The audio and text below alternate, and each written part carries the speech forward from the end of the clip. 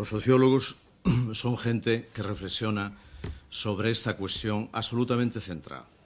Voy a decir unas palabras, no voy a dar cifras, ni de la situación de Europa, ni las previsiones de la situación actual atada a la crisis. No vamos a hacer nada de esto.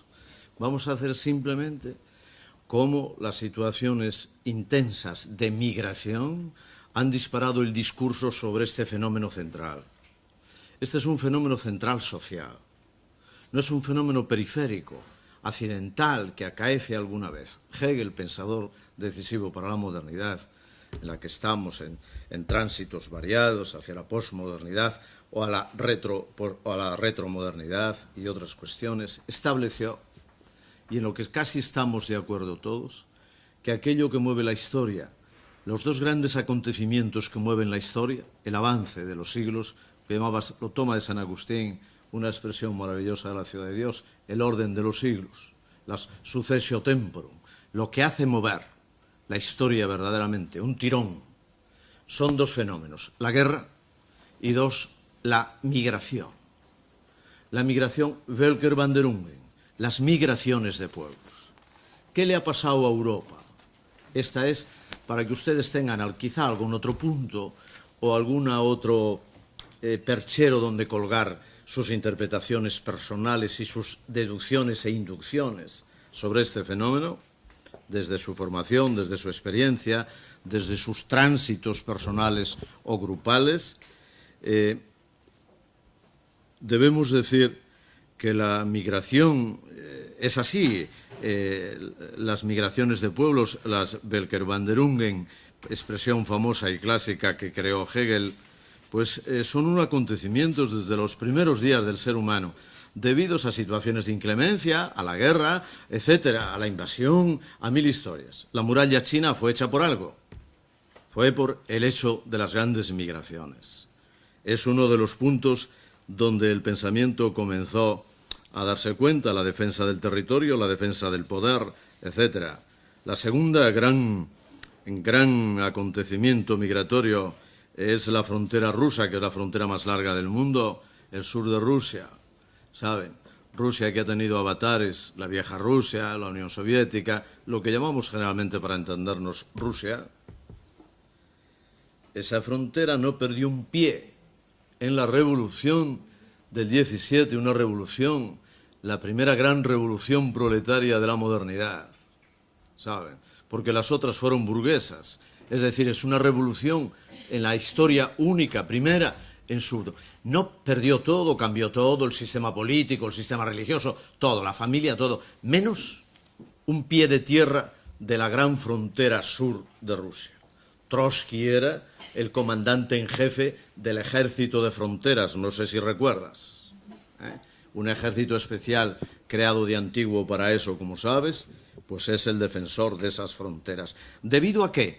A que es un espacio de emigración y de inmigración intensísimo. Lo sigue siendo todavía hoy. Tú recuerdas, Chechenia, Kalmukia, es un lugar terriblemente caliente de la historia universal, siempre, siempre. 3. La frontera de México y del sur de los Estados Unidos, a la cual apareció paralela a esa otra frontera sur de México que conoces. Yo las visito y muchas veces, como 20 veces he estado allá, en el Colegio de la Frontera Norte, estudiando el fenómeno migratorio más intenso que hay hoy en el mundo, que es este. Tijuana es el paso de mayor número de transitantes de tránsito que hay en el mundo. Al pueblo San Isidro, con Y, que fundó Fray Junípero Serra, aquel misionero famoso que fundó las viejas fundaciones, Los Ángeles, San Francisco, etcétera, fundó el pueblecito de San Isidro, donde arranca el tren hasta Nueva York. Yo he hecho ese viaje. New York-San Isidro, el ferrocarril más largo después del Transiberiano, y Australia, el sur de Australia. Bien, digo, le tocó a Europa. ¿Europa qué le ha pasado? En esta gran maquinaria de los movimientos de pueblos, ¿Europa qué lugar ha tenido? Hombre, decimos recientemente. Recientemente Europa, y no tan recientemente, es tierra de emigración. De inmigración y de emigración. La emigración es intensísima. Como ustedes saben, de Europa se despuebla, llena de hambrunas, ¿sabes? De orden religioso. tú encuentras comunidades enteras polacas o comunidades luteranas o jusitas de Bohemia en el corazón de Nueva York, de Estados Unidos, en los lugares más, muchos apellidos que han gobernado fuertemente, secretarios de Estado, llevan apellido polaco, etcétera, pertenecen a estas migraciones sucesivas. Cantidad de profesores, Veblen, Thorstein Veblen, noruego, hijo de migrantes, cantidad de gente que ya conoces. La inmigración de Europa hacia Estados Unidos por situaciones religiosas, situaciones políticas, guerras de religión, Napoleón, etcétera, mil historias, ha sido un Mayflower continuo, no a descubrir, sino a refugiarse. La inmigración tiene dos formas. La inmigración forzosa, mucha de esa gente tuvo que huir por sus ideas, por su situación. El exilio es continuo.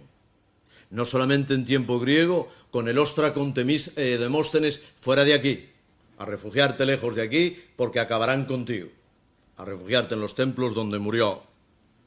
Bien, el exilio, la inmigración forzosa. Europa ha recibido cantidad de inmigración forzosa última. No se te escape esta cuestión, que hoy no recibe tanta. Los emigrados forzosos no vienen a Europa de un tiempo acá, porque Europa está mal, porque Europa se ha cerrado, por fenómenos que ha dicho muy bien mi queridísimo y distinguido alumno López Aguilar. ¿Entendido? Por otras situaciones ideológicas, unas situaciones de crisis laborales, no podemos analizar eso. Ustedes son muy inteligentes y analizan y ven discursos como el de Cameron el otro día, que el multiculturalismo se acabó aquí en las dulces islas británicas. Y no hay presupuesto, ni uno más para mezquitas. Lo dijo el otro día Cameron, que es el primer ministro. No un sociólogo, un profesor, o tú o yo, que andamos tomando un vino en la tarde por aquí. Inglaterra, lugar de libertades, Londres, cuando estuvo que exiliarse Montesquieu y los grandes Voltaire a Londres o a Escocia, a mi amigo David Hume, fue tierra que acogió siempre el exilio. La Gran Bretaña, ustedes saben, desde los días de la Ilustración, los tiempos duros de Francia todavía.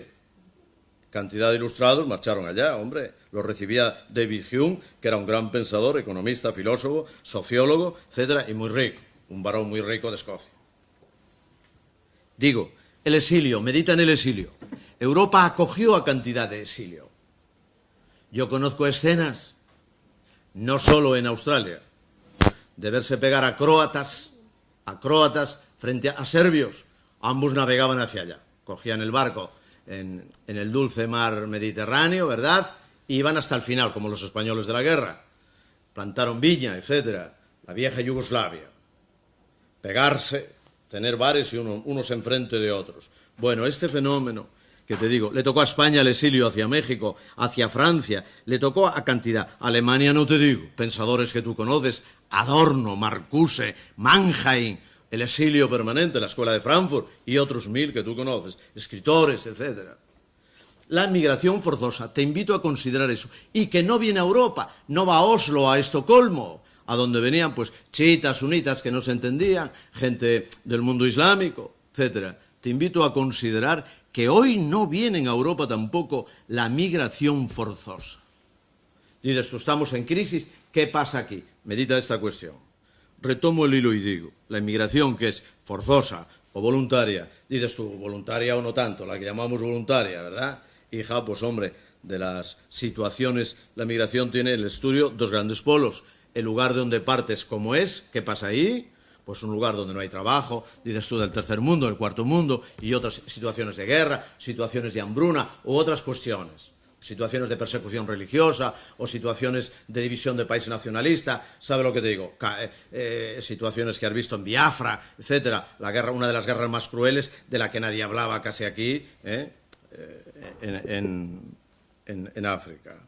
Bien digo, los tiempos de crisis 2 cambian el mundo de una manera profundísima y han cambiado el camino que llevaba Europa. Europa, fíjate, que se convirtió de tierra de emigración en tierra de inmigración.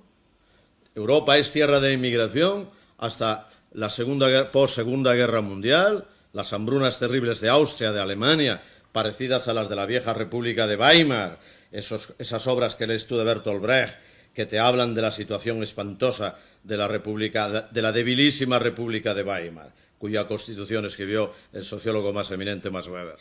Murió el año 21 el hombre y no vio estas cosas. ¿Entendido? Esa hambruna de posguerra lanzó a Europa de nuevo al exterior.